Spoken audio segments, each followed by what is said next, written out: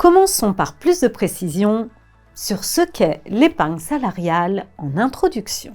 L'épargne salariale désigne le système d'épargne collective mis en place au sein de certaines entreprises. Elle regroupe l'intéressement, la participation, le plan d'épargne entreprise, appelé aussi PEE, et interentreprise, appelé PEI, mais également le plan d'épargne pour la retraite, appelé PER collectif ou PERCOL.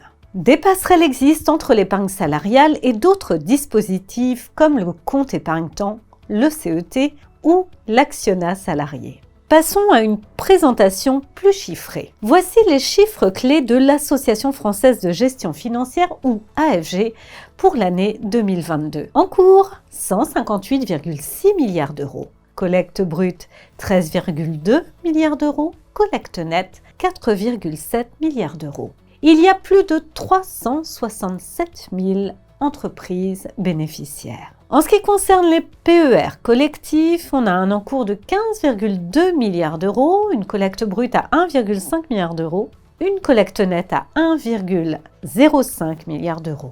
Quant aux entreprises bénéficiaires, elles sont plus de 129 000 et les épargnants sont plus de 2,2 millions. Tous ces chiffres sont en progression très marquée par rapport à l'année précédente. Les évolutions du droit.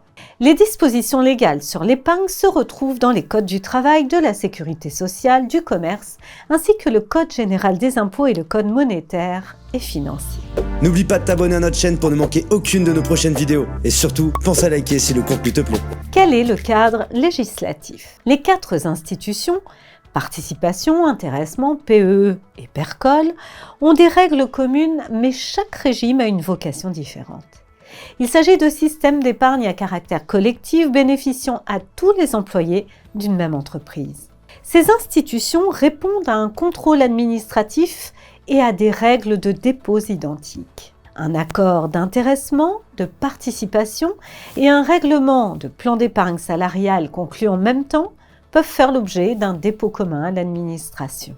L'épargne salariale bénéficie de dispositions sociales et fiscales avantageuses.